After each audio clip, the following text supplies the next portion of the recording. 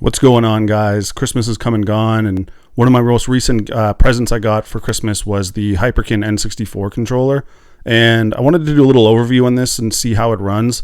And this controller caught my eye because actually it runs with the Nintendo Switch and the N64, which honestly I wasn't even aware of. It actually will run on PC, Windows, Android, you name it.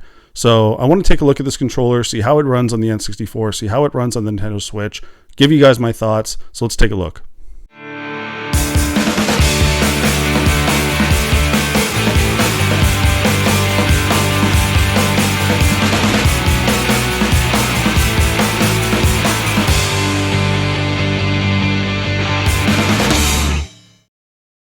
So I figured I'd start off with a little unboxing video here for you guys, and I ended up getting two of these for Christmas actually.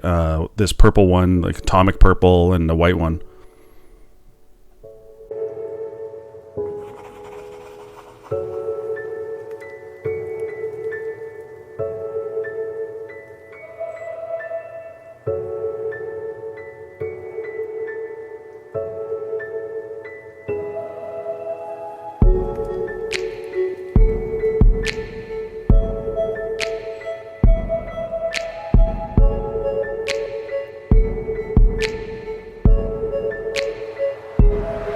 So I was kind of struggling to come out of the case a little bit here.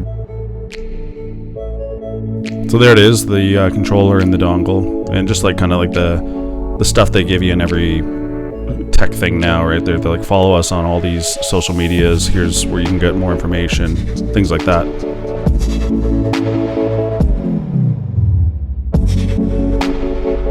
Instruction manual here.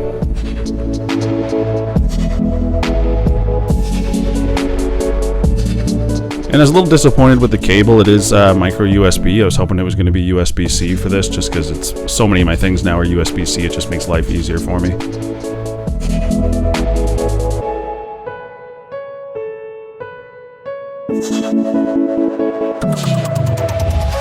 Alright, so let's take a look at this controller here.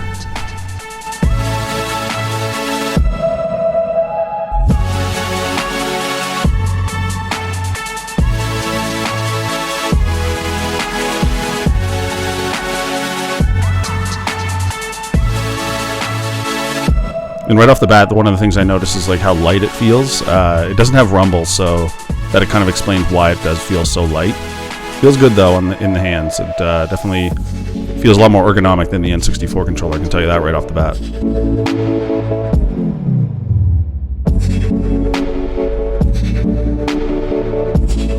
And just here's the dongle here, and it does have like features like where you can kind of add like a micro SD card, add in the controller pack for the N64, the rumble pack, things like that. And there's the controller right there, atomic purple, looking pretty good, looking slick. So let's take a look at how it plays next on the Nintendo Switch.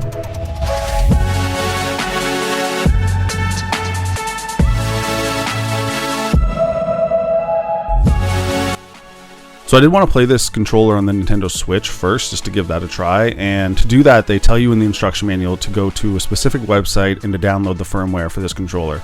So that's what I did. I went to the website, and when I clicked on download the firmware, it did bring me to a 404 error website right away, essentially that it does not exist.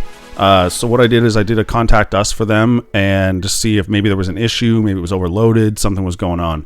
But right off the bat, it kind of left me with like kind of a sour taste in my mouth, like just like what's going on here. Like in a way, people do complain about Hyperkin and their lack of support sometimes, and I was wondering if this was just one of those cases, because I did go to the website and I saw that they weren't mentioning anything to do with the Nintendo Switch anymore. Right on their main website, they say, "Yep, we support the Windows, we support Nintendo 64, blah blah blah," but there was no mention of the Nintendo Switch in the website. So what I did is I jumped over to Reddit and I took a look and see what other people were saying about this controller, and I found out that there was a couple people that were also having this issue. So, and they were mentioning that if you bought it past, I think 2020, that the firmware was already included on the controller. You don't need to update the firmware, just go ahead and give it a try. So that's what I ended up doing, and yes, it did end up working, but it is a little frustrating because Hyperkin should be mentioning this on their website somewhere. They should be mentioning it, or they should be updating at least the instructions. Like maybe this controller's been sitting around for a year or so in a warehouse, but still, they should be mentioning it on their website. and saying, hey, you don't need to download the firmware anymore if you bought this past 2020 or 2021. I can't remember the exact date. You're good to go. Go ahead and start playing it on the Switch. So that's what we did. Let's take a look at the Switch gameplay. Let's just see how this controller runs on the Switch. So yeah, in the end, I was able to sync it up to the Switch without having to update the firmware. It's not a simple method, but that's not Hyperkin's fault. That's more Nintendo's fault. I don't like the way that they get you to try to sync up controllers with the Nintendo Switch. I find it very confusing, but I did get it connected, so let's take a look at some N64 games here.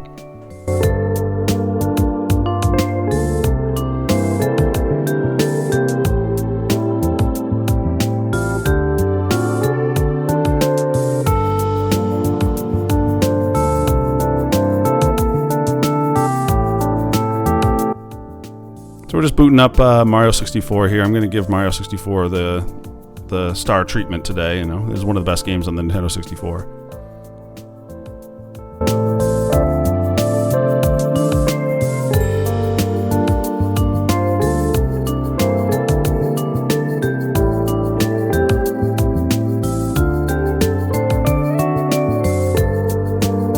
Yeah, and the controls were just a little off right here on Profile 1. Like I was noticing that, you know, it was like C stick down or C button down was like doing some of the main commands and things like that. And so I just wanted to give you guys a look at how it looked when I was playing with it.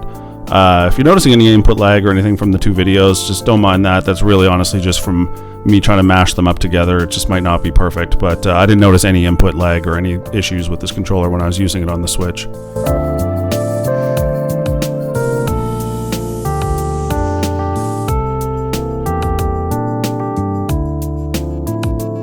So right here, I'm just trying to change the profile. So I just changed it to Profile 2 and just trying out all the different settings here. Like I said, Profile 4 was honestly the best one for the Nintendo 64 games on the Switch.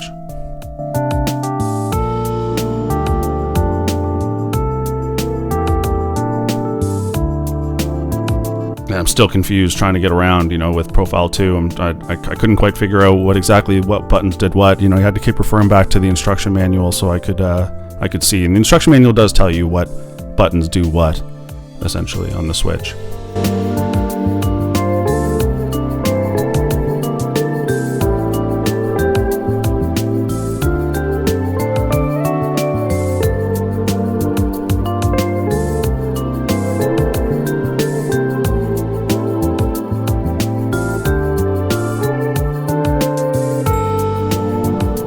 So this is Profile 4 here. And I thought that, yeah, Profile 4 was the main one to go with. All the buttons lined up perfectly with the Nintendo 64 with Profile 4.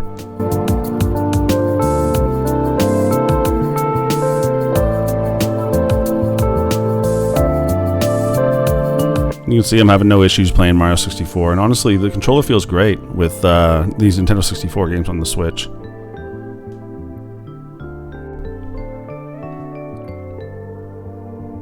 So let's go ahead and see what this feels like on the Nintendo 64 itself, and see if it feels any different playing these games.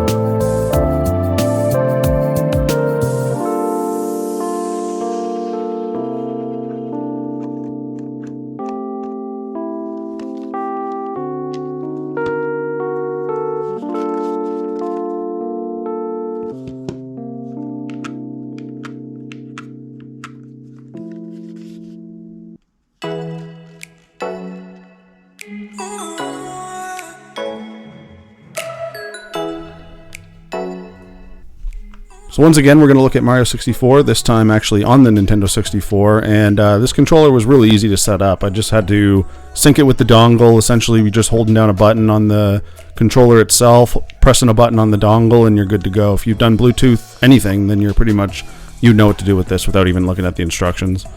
So yeah, Mario 64 runs flawlessly. There was no input lag. There was no issues at all.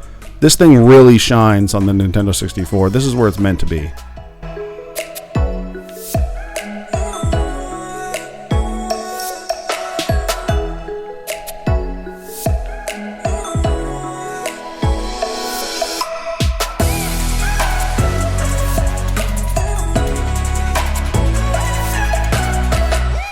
And I just love the way that the joystick feels. It just feels so much better than a Nintendo 64 one. Just so much more precise. It just feels like I'm holding a type of a GameCube controller, really.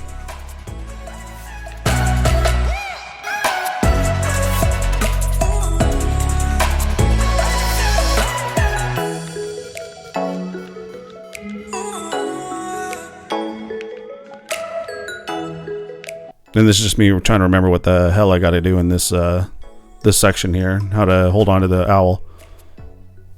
But yeah, no issues with this controller at all. I'm pretty blown away by this controller on the Nintendo 64, and I'm looking forward to playing some more games in my collection.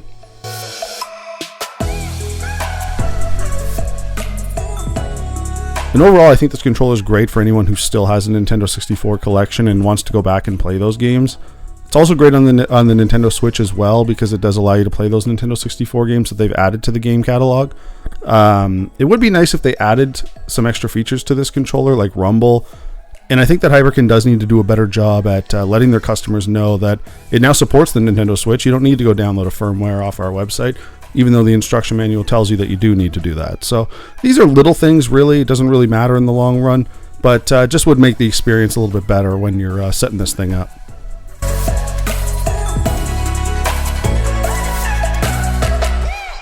And the dongle does have features that I didn't really get into because honestly, I'm never really going to use them. It does support the Nintendo 64 save pack, allows for SD cards to be plugged into it so you can back up your saves. This is something I won't be doing, so I didn't want to cover it in this video.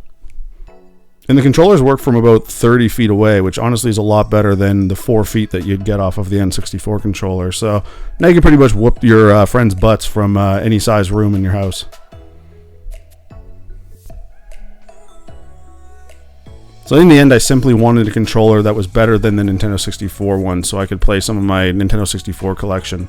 And I think I found it with this controller. It does have its downsides with the setup and trying to figure out the profiles on the Nintendo Switch, but it truly shines on the Nintendo 64. It's pretty much plug and play on the Nintendo 64, and that's what it was built to do. And I think that this controller does an excellent job at that.